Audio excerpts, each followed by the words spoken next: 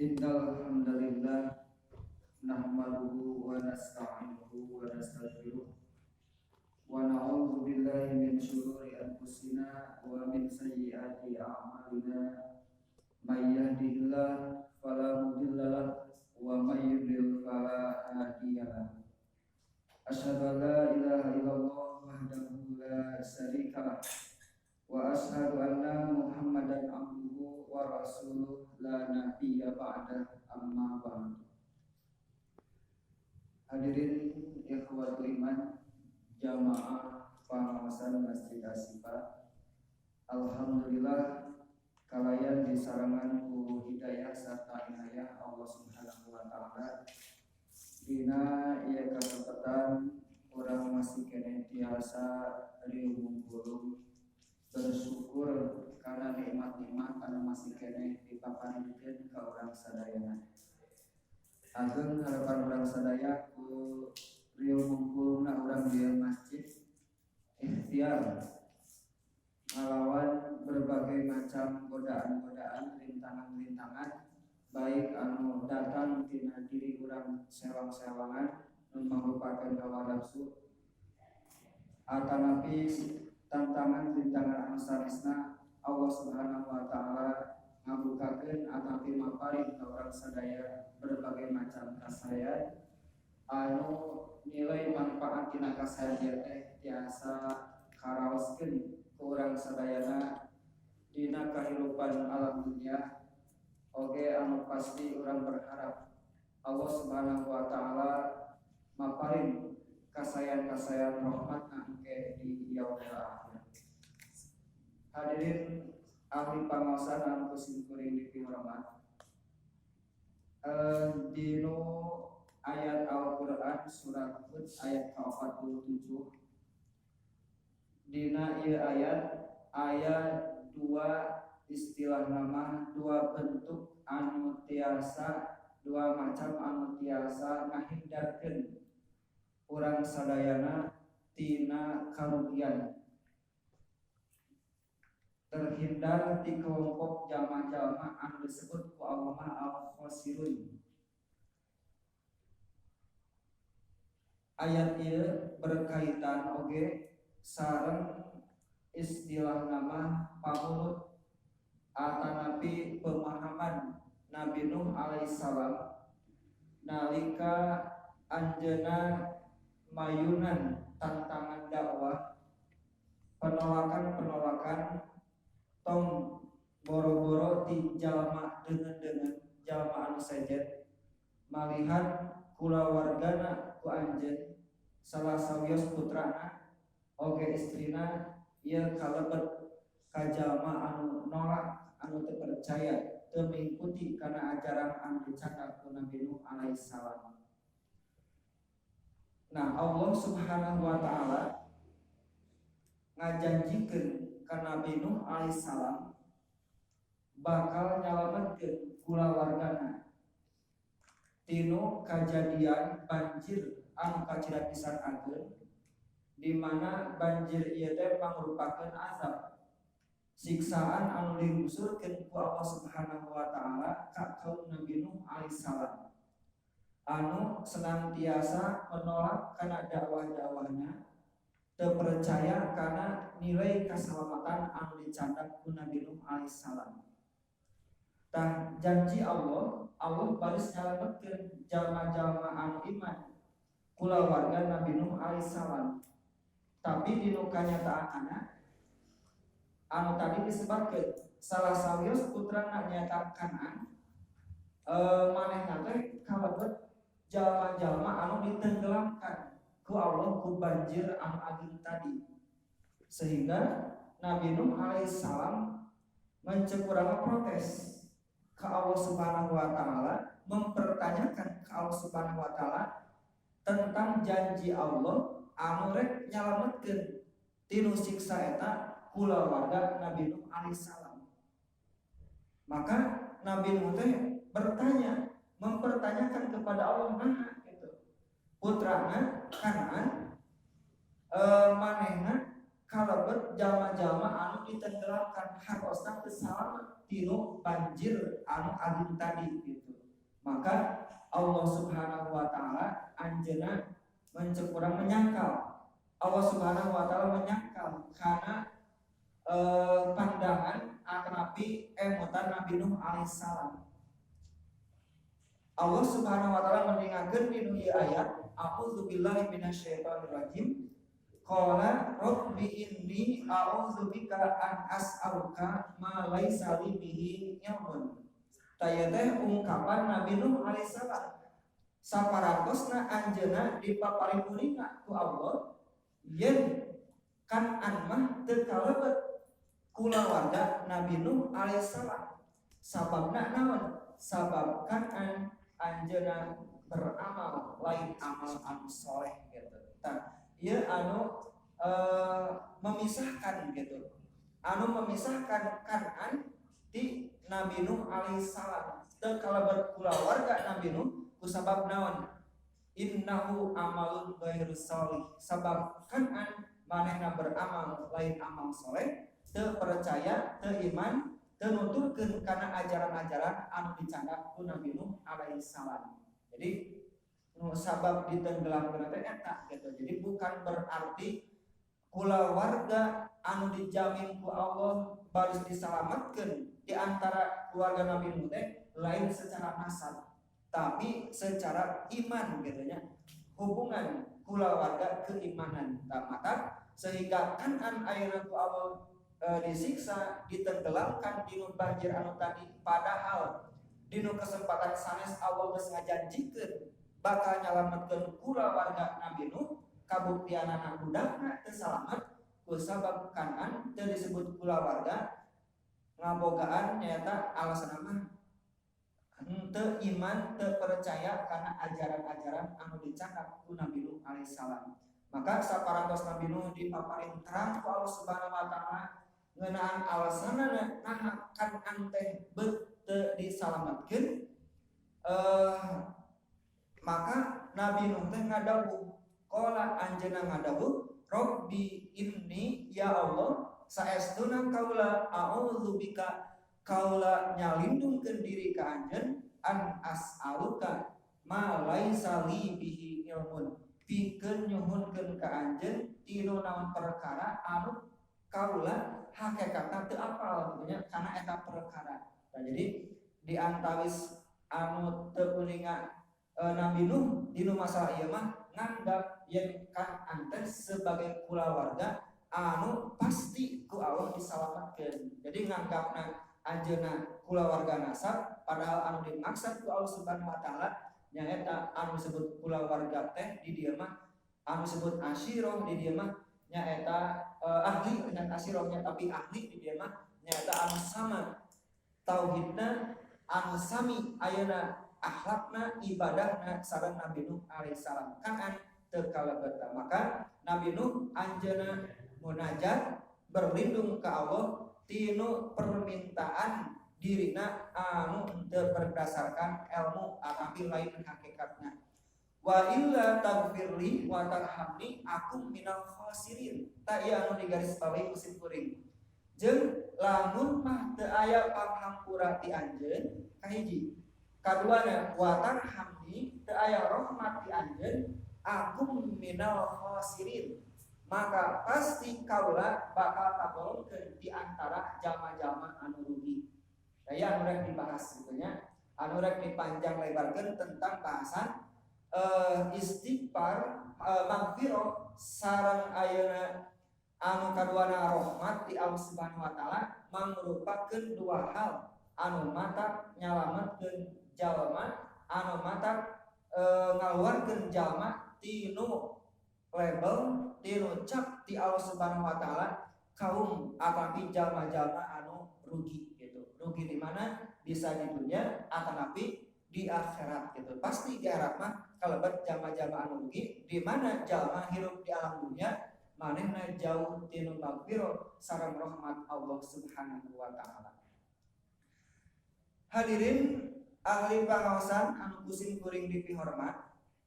Makana dinu salah sawios hadis Nabi Muhammad sallallahu alaihi wasallam anu diriwayatkeun ku Imam Ahmad bin Hanbal ti sahabat Abu Bakar Siddiq radhiyallahu anhu yen Abu Bakar Siddiq radhiyallahu anhu anjeunna pernah nyuhunkeun ka Nabi Muhammad sallallahu alaihi wasallam nyuhunkeun diajarkeun tentang doa, di mana doa anu diajarkeun ku Nabi Muhammad ieu teh bade diaos senantiasa pada dibaca ku Abu Bakar Siddiq radhiyallahu anhu dinu setiap salatna. Maka saur Abu Bakar annahu qala li Rasulillah sallallahu alaihi wasallam, bahwasanya Abu Bakar As-Siddiq radhiyallahu anhu anjeunna bertanya ka Rasulullah sallallahu alaihi wasallam, "Alimni du'aan." Ya Rasulullah, ajarkeun ka kaula duaan hiji doa ad'u bihi fi sholati, di mana doa ieu teh bade dibaca ku kaula fi sholati tina salat kaula. Jadi setiap salat kaula pasti bakal ngadoa doa anu diajarkeun ku Nabi engke. Qala maka Nabi ngawaler kul ucapkeun ku anjeun, sok anjeun ngadoa ya Abu Bakar ya hitopna ka Abu Bakar As-Siddiq, ucapkeun ku anjeun naon hiji doa, Allahumma inni, ya Allah saestuna kaula zalamtu nafsi, berbuat dolim ka diri kaula, dan dolim kana diri teh naon diantawisna ku kamaksiatan. Jadi lamun jalma ayeuna berlaku maksiat dinu hirupna eta teh sabenerna mah hakikatna mah geus ngadolim kana dirina sorangan. Sabab akibat tinu maksiat tinu dosa anu dilakukeun ku dirina bakal ngabinasakeun dirina kitu nya, bakal berhadapan sareng azab Allah Subhanahu wa taala.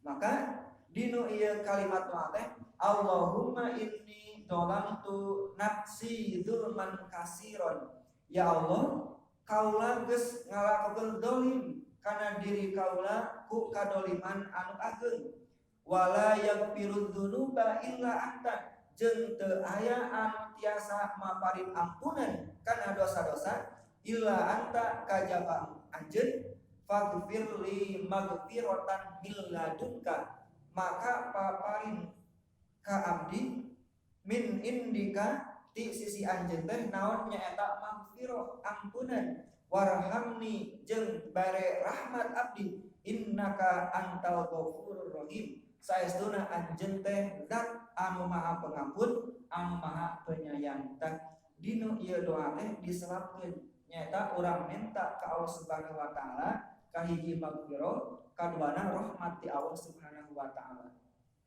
Ieu teh ajaran doa ti Rasulullah sallallahu. Upami urang ninggal kana redaksi ieu doa anu diajarkeun ku Nabi, aya pelajaran anu penting kanggo urang sadaya dinu hal doa. Naon diantawisna nalika urang munajat ka Allah, minta ka Allah Subhanahu wa taala tentang anu dibutuhkeun ku urang sadaya sebagai naon etika atanapi alusna mah kitu payunan ku naon nyaeta tiasa ku penyerahan diri urang ka Allah Subhanahu wa taala, pemesrahan diri. Terus anu kaduana tiasa oge naon urang teh nyebutkeun Asmaul Husna atanapi nami Allah Subhanahu wa taala anu berkenaan jeung doa anu urang disebutkeun. Jadi lain maca aya 88 Asmaul Husna anu aya, tapi nalika urang ngadoa ieu dinu hadis lain contohna urang minta ilmu ka Allah, maka payunan ya alim gitu kan, wahai Allah anu maha uninga, lamun minta rezeki hoyong dilancarkeun dinu usaha segala rupana, sok sameme urang minta ka Allah Subhanahu wa taala dilancarkeun rezekina atanapi dipaparin rezeki anu hare jeung sajabana payunan dinu etika doa teh naon memanggil asma Allah anu berkenaan jeung naon anu urang rek dipenta. Amun rek minta rezeki urang menyebut ya Allah ya Razzaq, ya Allah anu maha pemberi rizki. Jadi memuji ka Allah terus urang nyebut ke naon anu urang rek dipenta ka Allah Subhanahu wa taala. Naon aya eta dinu ayat Al-Qur'an gitu nya. Jadi aya parentahna dinu ayat Al-Qur'an. Jadi Allah teh memiliki Asmaul Husna pad'u bihi, maka sok anjeun kabeh ngadoa ka Allah menggunakan Asmaul Husna tadi maksudna mah naon anu kurang dipenta ka Allah. Allah teh memiliki 99 nama di mana nama ieu teh berkaitan erat sareng sifat Allah Subhanahu wa taala. Allah anu maha sagalana. Nalika urang menta ka Allah kaitkeun permintaan urang jeung nama Allah anu berkaitan sareng kebutuhan orang sadaya. Namun orang minta ilmu kaitkeun ka nami Allah ya alim. Amun orang minta rezeki dilancarkeun jeung sajabana kaitkeun ka nami Allah Asmaul Husna nyaeta Ar-Razzaq. Jadi ya Allah ya Razzaq ta ieu teh di antawis naon etika urang berdoa ka Allah Subhanahu wa taala. Ya pelajaran anu sanes anu tiasa dicangat tinu dalil ieu gitu. Tah hadirin rahimakumullah, maka dinu ieu hadis aya tentang doa anu ku Rasulullah SAW diajarkeun nyaeta urang menta magfirah sareng rahmat ku penting-pentingna. Sabab anu tadi teh dikaitkeun jeung ayat anu tadi di mana jalma hirupna teu meunang magfirah di Allah. Sabab hadirin rahimakumullah orang mengakui anu ngaranna manusia teh kan istilah nama lah anu namina keimanan ya kan yazid wa yanqus gitu kan, kadang nambah kadang berkurang karaos urang sadayana aya kalana urang dinu ibadah teh talangke lalai, aya kalana urang ti soledad ayeuna lambai ti soledad lampah jeung sagalupana lebet karena lingkaran kemaksiatan ke Allah Subhanahu wa taala. Coba lamun teu aya magfirah ti Allah Subhanahu wa taala berat di mana dosa urang sadayana kacanda naon teu katobatan teu kaistighfaran. Maka hadirin rahimakumullah, minta magfirah ke Allah Subhanahu wa taala, urang dipaparin magfirah ke Allah Subhanahu wa taala ieu teh mangrupakeun karunia anu kacida pisan ageungna gitu kan, mangrupakeun keutamaan anu kacida pisan ageungna nalika urang hidup di alam dunia ieu kenging magfirah Allah Subhanahu wa taala. Anu kaduana nyaeta dipaparin rahmat ku Allah Subhanahu wa taala. Warhamni jeung rahmatilah aku paparin sim kuring rahmat, innaka antal ghafurur rahim. Saestuna anjeun teh zat anu maha pengampun, anu maha ngahampura, Ar-Rahim anu maha penyayang. Taya hadirin rahimakumullah, jadi di Rasulullah SAW negaskeun deui itu tentang pentingna magfirah sareng rahmat Allah Subhanahu wa taala. Anu tadi mah dina surat Hud anu Nabi Nuh alaihissalam anjeunna nyebatkeun lamun anjeun teu ngahampura ka kaula teu maparin magfirah, lamun anjeun teu maparin rahmat ka kaula aku minal khasirin, pasti kaula teh bakal termasuk jalma-jalma anu rugi hartosna. Berat pisan gitu ketika jalma hidup di alam dunia kiwari teu dipaparin rahmat sareng magfirah Allah Subhanahu wa taala. Tah rahmat jeung magfirah ieu teh hadirin rahimakumullah teu tiasa ayeuna ngan sebatas disangkul ku urang disuruhkeun ka Allah, tapi kudu aya bentuk ikhtiarna, aya bentuk amalan-amalanna anu tiasa nyababkeun urang dipaparin rahmat ku Allah atapi magfirah ku Allah Subhanahu wa taala. Dina surat Al-A'raf ayat ke-56 Allah nyebutkeun dina ayat ieu dina tungtung ayat inna rahmatallah qaribum minal muhsinin. Saestuna rahmat Allah Subhanahu wa taala teh qaribum minal muhsinin kacida pisan deuketna ti jalma-jalma anu berbuat kahadean, anu berbuat hade. Tah dinu sababaraha tafsir disebutkeun anu disebut al-muhsinin di dieu teh nyaeta jalma anu hade teh nyaeta jalma anu senantiasa ngajaga amaliyahna atapi ketaatanna ka Allah Subhanahu wa taala. Ieu nu kahiji. Terus anu kaduana al-muhsinin oge di antawisna teh nyaeta jalma-jalma anu pandai memelihara hubungan antara dirina jeung makhluk-makhluk Allah anu sanesna. Jadi nalika urang berbuat hade jeung kepada jalma, berbuat hade ka makhluk Allah anu sanesna sato atapi tumbuh-tumbuhan jeung sagala rupana ieu teh kalebet oge al-muhsinin anu dimaksud ku ayat ieu. Jadi rahmat Allah deukeut ka jalma-jalma anu berbuat baik nyaeta jalma-jalma anu senantiasa menjaga ketaatan ka Allah Subhanahu wa taala sarta berbuat baik ka makhluk-makhluk Allah sesamana gitu kan.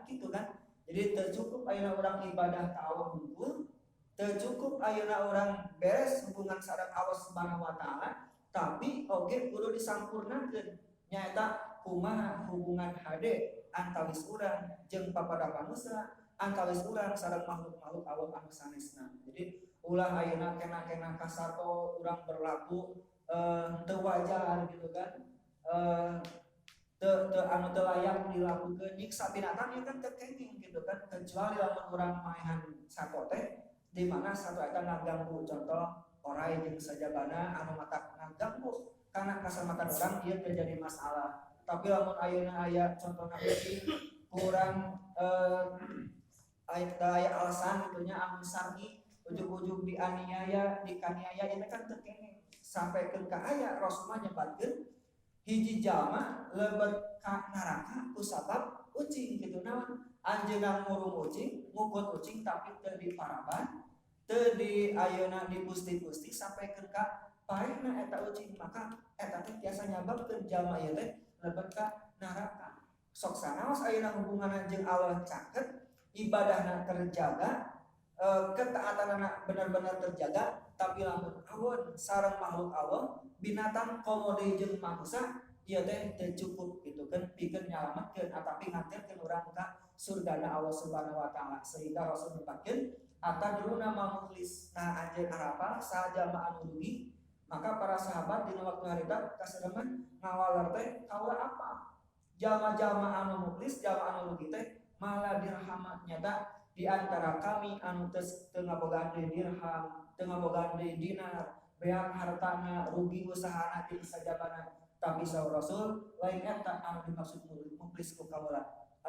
Anu dimaksud muflis di dieu mah nyaeta jalma engke anu datang ka Allah dina poe kiamat mawa amalan salat, mawa amalan saum, mawa amalan zakat, mawa amalan ibadah-ibadah anu sanesna, tapi di sajabana eta manehna qad satamahada wa dolbahada wa akala malahada, manehna geus mencaci maki jalma ieu, neungeul jalma ieu, berbuat dolim ka jalma A B jeung sagala rupana. Maka hadirin rahimakumullah, dosa-dosa eta teh tiasa nyababkeun manehna muflis, rugi ku sabab naon? Lamun teu diberasan di alam dunia, maka hadirin rahimakumullah jalma anu pernah didolim ku urang sadayana engke bakal mengadu ke Allah sehingga kebaikan orang dicatat, kebaikan orang dipaparitkeun ka jalma anu pernah didolim.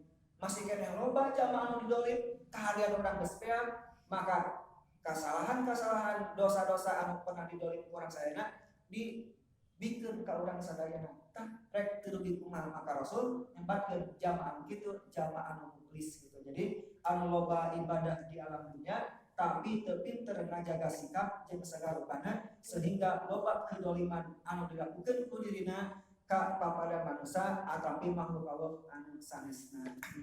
Eta hadirin rahimakumullah tentang al-muhsinin gitu kan. Al-muhsinin teh sebagai syarat gitu nya pikeun kengingna rahmat Allah Subhanahu wa taala di ayatna inna rahmatallah qaribun minal muhsinin. Saestuna rahmat Allah teh kajida pisan deuketna ka jalma-jalma anu berbuat hade. Dinu tafsir dijelaskeun jalma anu berbuat hade teh anu pandai menjaga ketaatan ka Allah sarta pandai menjaga akhlakul karimah sareng papada manusia oge makhluk Allah anu sanesna.